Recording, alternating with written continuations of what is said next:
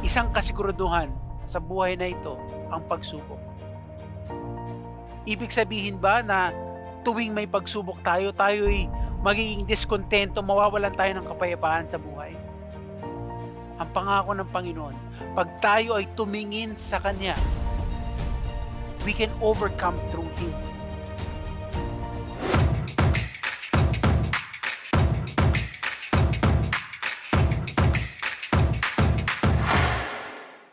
Magandang araw po sa inyong lahat. Isa na namang kagalakan na makasama kayo sa ating pagsamba at pagbubulay-bulay sa salita ng Diyos. Mayroon bang kulang sa iyong buhay?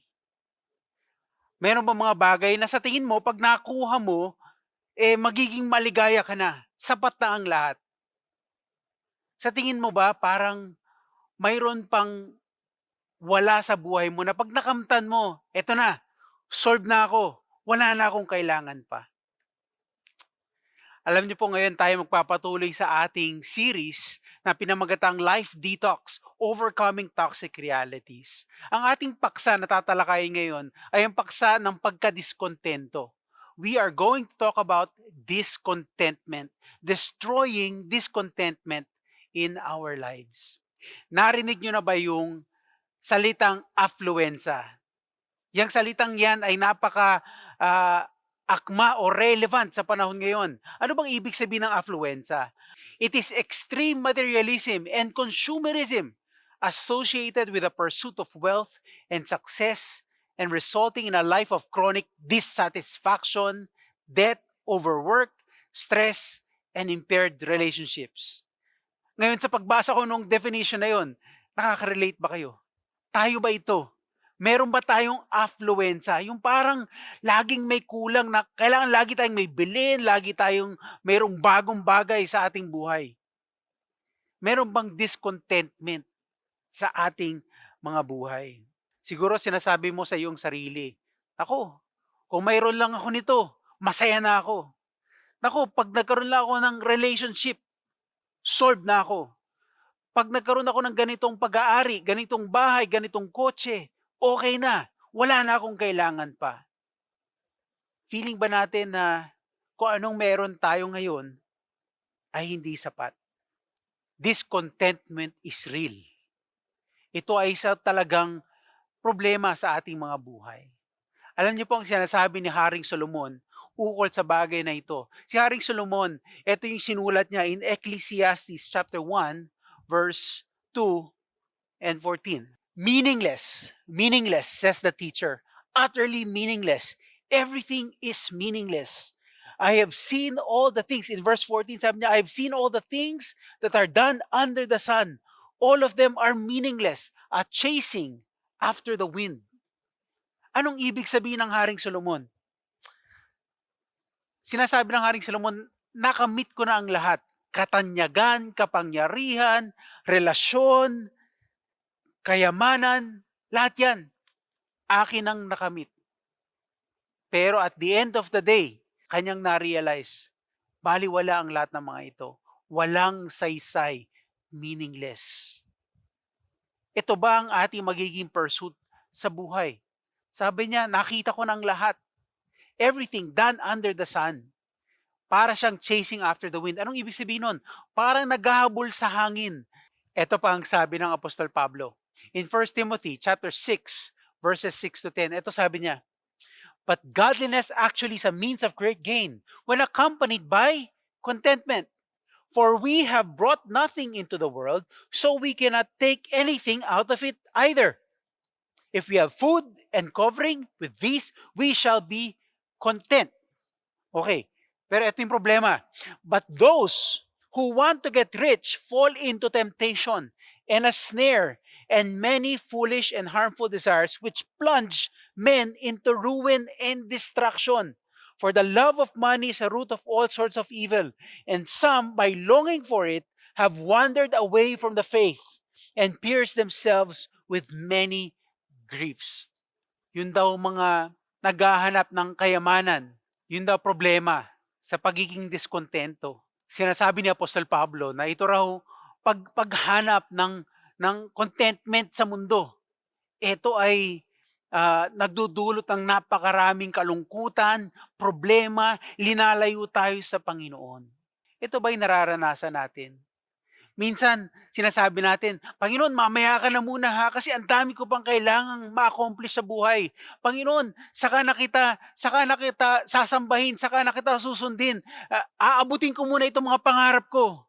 Ito yung problema sa discontentment. 'Pag hindi natin nahahanap yung contentment sa Panginoon, it brings a lot of problems into our lives.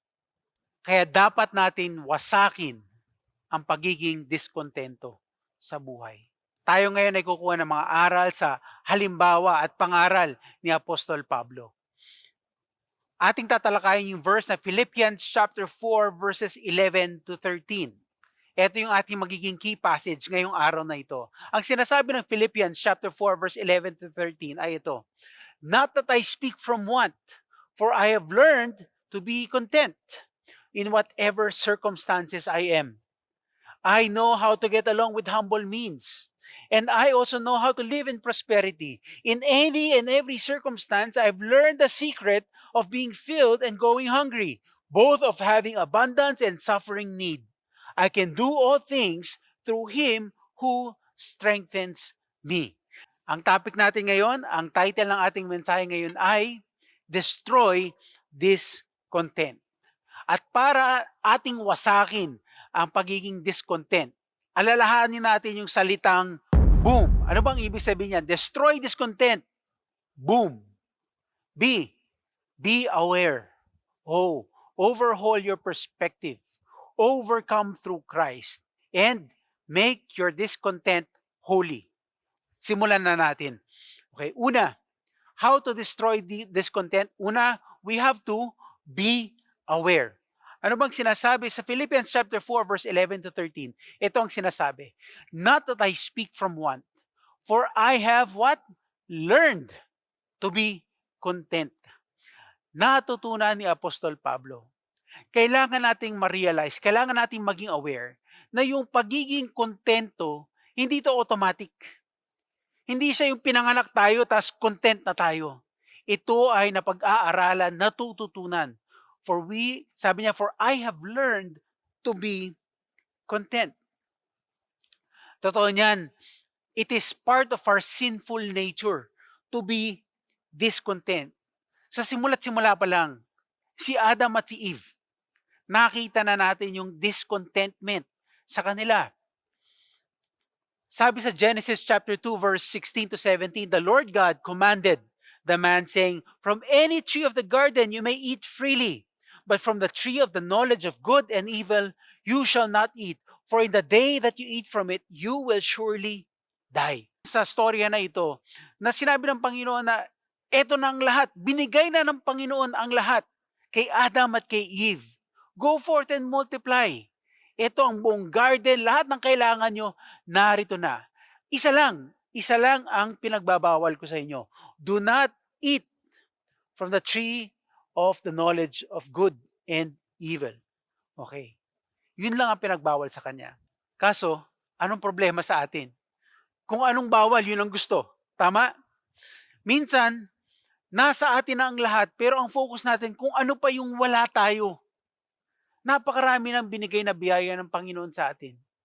Subalit ang tingin pa rin natin ay kung ano yung wala sa atin. Ito yung nangyari kay Adam at kay Eve. Sa pagpapatuloy ng verses, sabi dito, "Now the serpent," in Genesis chapter 3 verse 1 to 6, sabi dito, "Now the serpent was more crafty than any beast of the field which the Lord God had made. And he said to the woman, 'Indeed, has God said, you shall not eat from any tree of the garden?'" Talaga ba? Sinabi ng Panginoon yan? "The woman said to the serpent, 'From the fruit of the tree of the garden we may eat, but from the fruit of the tree which is in the middle of the garden, God has said, you shall not eat from it or touch it, or you will die.'" Eto na. Sabi ng serpent, alam mo, di totoo yan. "You surely will not die, for God knows that in the day you eat from it, your eyes will be opened and you will be like God, knowing good and evil." When the woman saw that the tree was good for food, and that it was a delight to the eyes, and that the tree was desirable to make one wise, she took from its fruit and ate, and she gave also to her husband with her, and he ate. Natukso sila. Nakita nila, o nga no, masarap nga. Siguro nasa isip nila, bakit nga ba pinagbawal ng Panginoon ito? Matikman nga. They were discontent with what the Lord has given them. Anong sabi ng Panginoon sa kanila? In verse 13, then the Lord God said to the woman, "What is this you have done?" And the woman said, "The serpent deceived me, and I ate." Napakaraming kasinungalingan ng kaaway. Alam niyo po, the oldest lie in the world, the oldest lie in Scripture is this: kulang ka pa. Hindi ka pa sapat. Yan ay talagang kasinungalingan dahil sa Panginoon, tayo ay more than enough. The Lord values us. Pinatunayan na yan sa pagbigay ng kanyang anak na si Jesucristo. You are valuable, you are enough, that I've given my Son Jesus Christ for you. Mahalaga ka. Huwag kang maniwala sa kasinungalingan ng kaaway. We need to be aware na una, contentment is not automatic. We need to learn to be content. Kailangan natin maging aware sa mga wrong standards. Minsan, ang ating mga hinahangad ay base sa standards ng mundo o ikay ay you have made it or you have arrived kung meron kang ganitong trabaho or kung meron kang ganitong pamilya, kung meron kang ganitong pag-aari. Wrong standards. Ano ba ang kaaya-aya sa mata ng Diyos? Yun ang ating dapat na i-pursue. We also need to be aware of the dangers of comparison. Alam niyo po, napakadaming study sa panahon ngayon ang nagsasabi at natuklasan na yung ating pagtingin sa social media, no, sa Facebook, sa Instagram, yung pagtingin natin sa social media, lalo na yung pagtingin natin sa mga highlight reel ng ibang tao, yung mga pinopost na nila talagang piling-pili na mga pictures. Ayan, minsan nagdudulot sa atin ng kainggitan, ng discontent, and kadalasan, natuklasan po ng mga studies na ito'y nagdudulot ng depression, anxiety sa napakaraming tao. These are the dangers of discontentment. Talagang kinakain tayo sa ating loob. We have to destroy it. We have to be aware. We need to be aware that we need to learn to be content. Paano ba? Paano ba natin natututunan yung pagiging content? Ito na yung mga susunod na points natin. To learn to be content, kailangan nating i-overhaul ang ating perspective o ang ating pananaw. Kailangan magbago ang ating pananaw sa buhay. Sabi ni Apostle Paul, nagtuloy siya, "Not that I speak from want, for I have learned to be content in whatever circumstances I am. I know how to get along with humble means, and I also know how to live in prosperity. In any and every circumstance, I've learned the secret of being filled and going hungry, both of having abundance and suffering need." Alam niyo po, nung sinulat ni Apostle Paul itong liham na ito to the Philippians, si Apostle Paul, siya ay nasa prison. Siya ay nasa kulungan. At anytime, mayroong posibilidad na siya ay ma-execute, siya ay patayin. Pero iba ang kanyang pananaw sa buhay. Despite his circumstance, isipin niyo na lang kung kayo ang Apostol Pablo at nasa kulungan kayo, anong nasa isip niyo? Anong nasa puso niyo? Siguro iniisip niyo, hassle naman tong sitwasyon ko. Sana wala ako dito. Bakit ko pa kasi ginawa yung mission ng Panginoon eh? Kung doon na lang ako sa bahay, nag-relax na lang ako siguro. Wala ako sa prison ngayon. Pero iba ang kanyang pananaw. Alam niyo po yung okasyon na 'to nung siya ay nasa kulungan, nagpadala ng isang regalo yung church ng Philippi sa kanya, yung mga Philippians. Pero gustong iparating ng Apostol Pablo na una, nagpapasalamat siya sa tulong nila.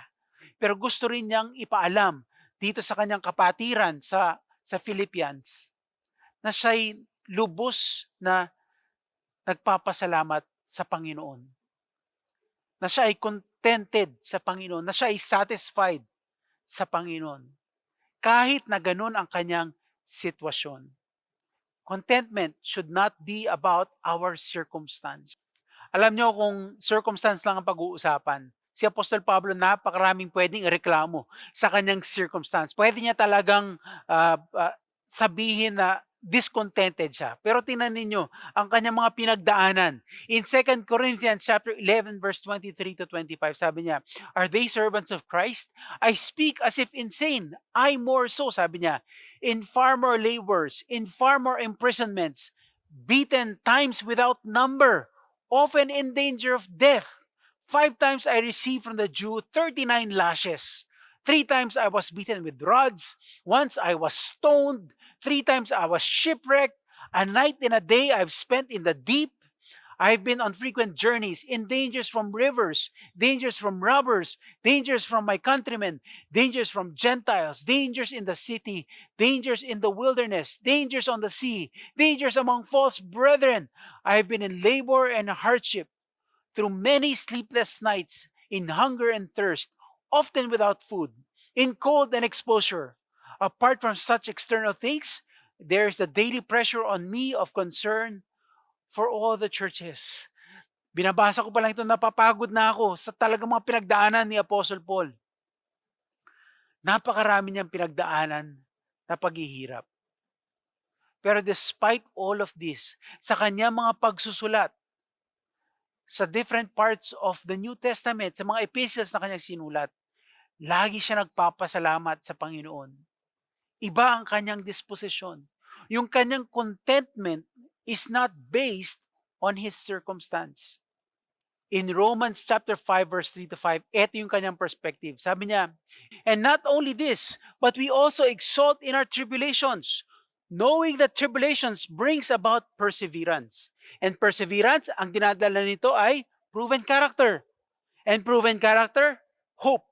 And hope does not disappoint, because the love of God has been poured out within our hearts through the Holy Spirit who was given to us." Naririnig niyo ba yung mga salita ng Apostle Paul? Na nakikita niya kahit napakarami niyang problema, yung tingin pa rin niya ay nasa Panginoon. Sinabi niya in 2 Corinthians chapter 1 verse 9 to 10, sabi niya, "Indeed, we had the sentence of death within ourselves, so that we would not trust in ourselves, but in God who raises the dead, who delivered us from so great a peril of death, and will deliver us.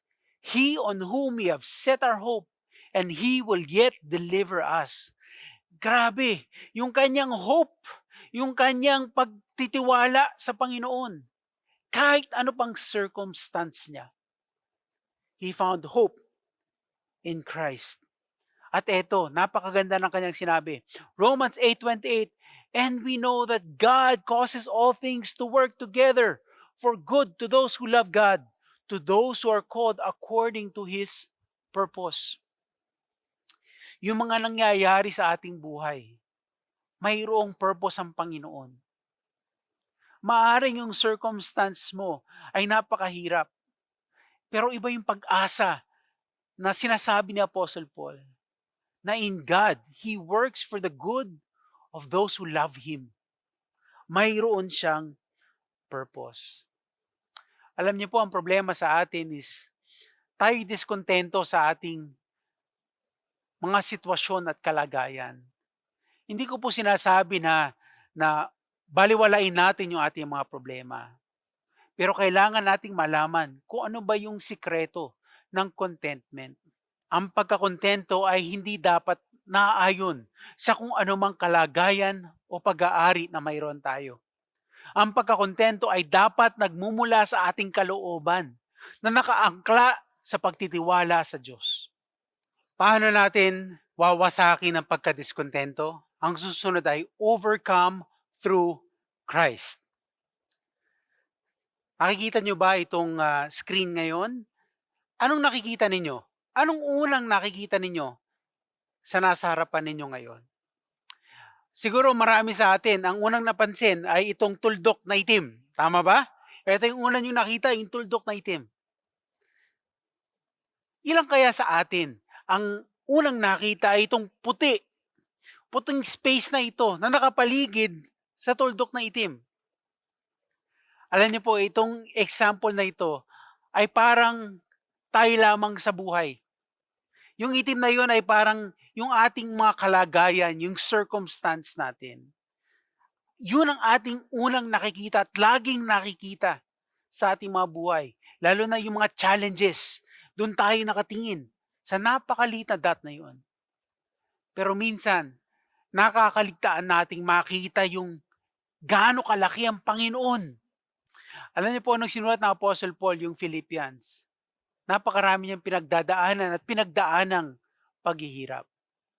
Pero anong sikreto niya? His eyes were on Jesus. Alam niya na higit na sapat ang Panginoon. Sabi niya in Philippians chapter 4 verse 11 to 13, sabi niya, I can do all things through Him who strengthens me. I can do all things. Itong lahat ng paghihirap na ito, itong lahat ng pagsubok na ito, kakayanin ko yan. Bakit? Through Him who strengthens me. Ito po ang kasiguraduhan sa buhay. Sabi ni Jesus in John 16:33, sabi niya, I have told you these things. Kausap niya yung mga disciples. Sinabihan niya yung mga disciples na maraming pagsubok kayong pagdadaanan. Ito ang sabi niya, I have told you these things so that in me you may have peace. In this world you will have trouble, but take heart. I have overcome the world. Isang kasiguraduhan sa buhay na ito ang pagsubok. Ibig sabihin ba na tuwing may pagsubok tayo, tayo'y magiging diskontento, mawawalan tayo ng kapayapaan sa buhay? Ang pangako ng Panginoon, 'pag tayo ay tumingin sa Kanya, we can overcome through Him. Pangako niya, mayroong kapayapaan na matatagpuan sa Kanya. Sabi niya, "In me, you may have peace." A picture of contentment sa ating buhay. We can overcome through Christ. Sabi ni Apostle Paul, I can do all things through Him who strengthens me. Nagbibigay sa akin ng kalakasan. Who strengthens me. Ang isa pang rason kung bakit kinaya ng Apostle Paul ang lahat ng kanyang pinagdaanan. Sabi niya in Philippians 3 verse 8, more than that, I count all things to be lost in view of the surpassing value of knowing Christ Jesus, my Lord, for whom I have suffered the loss of all things, and count them but rubbish, so that I may gain Christ. Para sa Apostle Paul, para sa kanya, ang pinakaimportante sa lahat, everything, lahat ng mayroon siya, lahat ng bagay, ay walang sinabi or cannot compare to the surpassing value of knowing Christ Jesus. Para sa kanya, ang pinakamahalaga ay ang makilalang lubusan, ang Panginoong Hesukristo. That was his secret. Eyes on Jesus. Mayroon bang discontentment sa buhay mo? Ikaw ba'y hindi masaya sa iyong kalagayan? We can learn to be content whether meron tayong problema o wala if we keep our eyes on Jesus. Mahirap po. Hindi po automatic yung maging content. Kadalasan, tayo po ay nakakaranas ng pagkukulang sa ating buhay. And para sa atin, hindi sapat yung tayo yung maging Kristiyano, hindi sapat na si Kristo ay nasa buhay natin. Minsan, ang equation sa buhay natin ay para tayo maging kontento, para tayo maging masaya, kailangan Jesus plus something else. Maaring Jesus plus magandang trabaho. Para ako maging masaya, kailangan si Jesus plus pamilya. Jesus plus pag-aari. Jesus plus at sabihin na natin kung ano man ang iba-iba pang ating mga hinahangad. Na parang hindi sapat si Kristo. Ang totoo niyan, lahat ng bagay sa mundo ay bonus na lamang kung nasa buhay natin si Kristo. Jesus is enough. Itong katotohanan na ito ay hindi automatic sa atin. And sana, tulad ni Apostle Paul, we will learn the secret of contentment. Sabi niya, I can do all things through Christ who strengthens me. Kasama na rito yung pagiging content. Kaya raw natin maging content through Christ who strengthens us. Are we satisfied in God?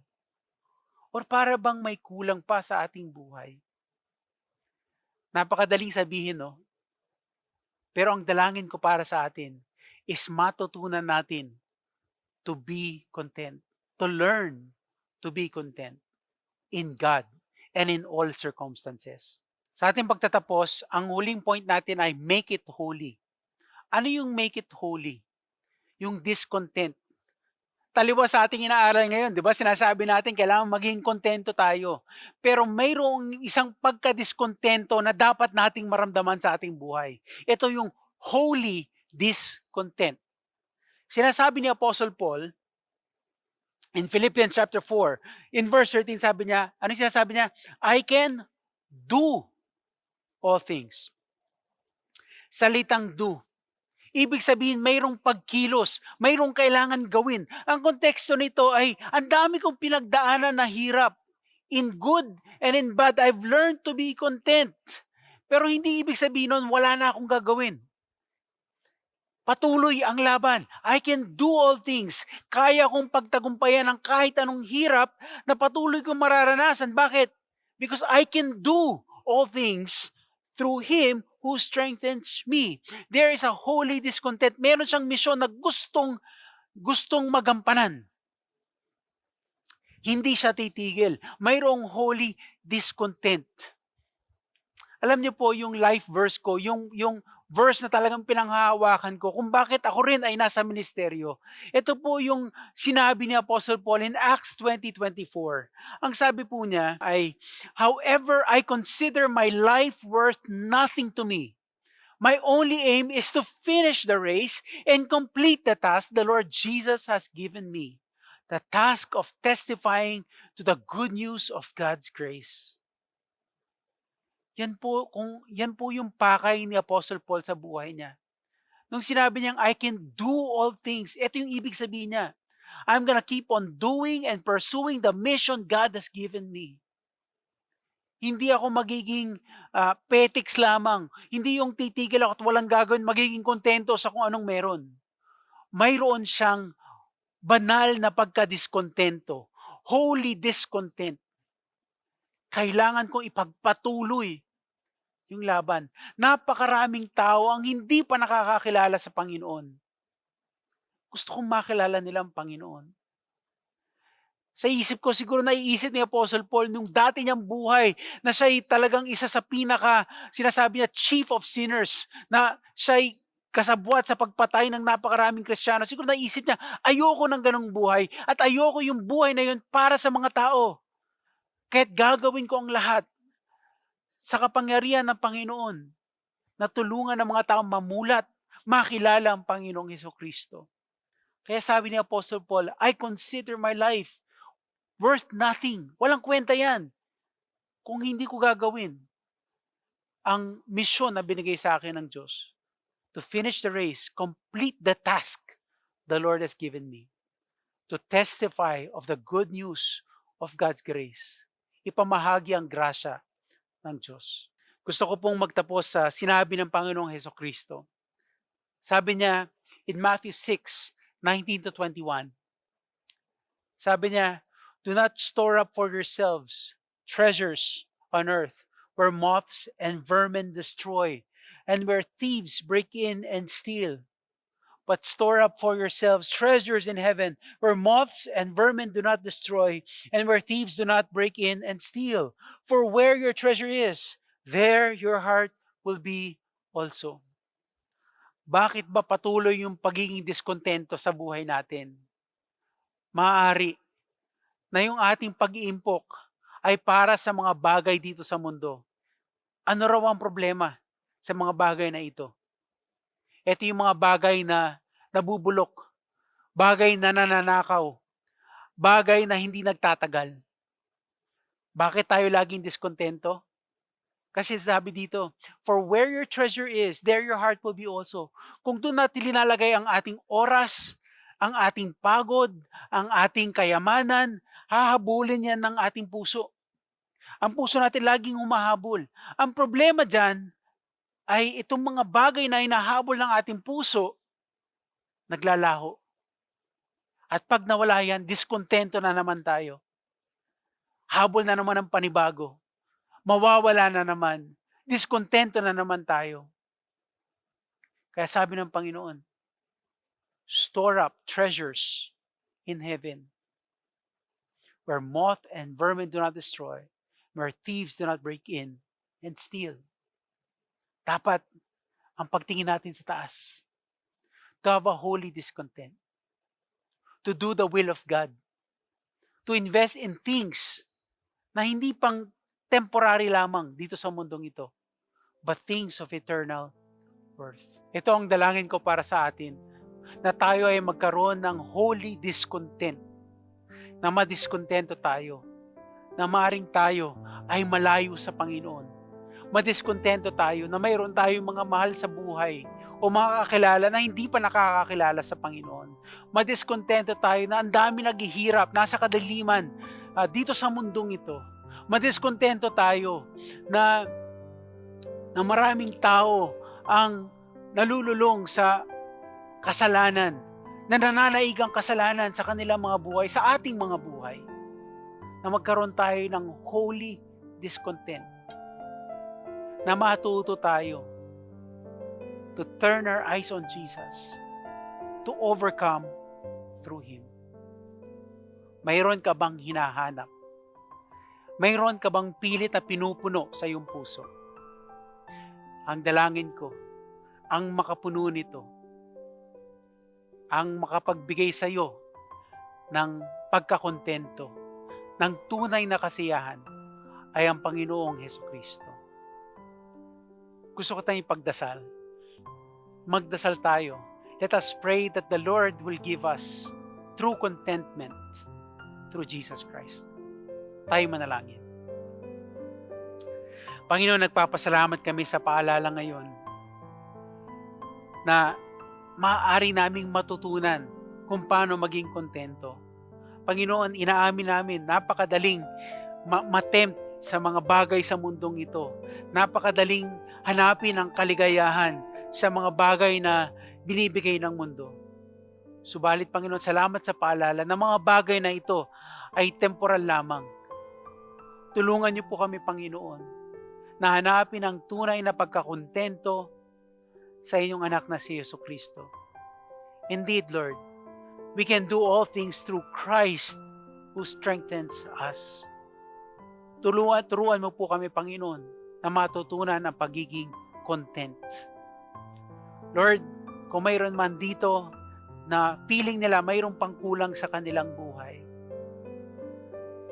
I pray, dear God, na sila po ay kausapin mo, tawagin mo, at maranasan nila yung satisfaction na tatatagpuan sa inyo.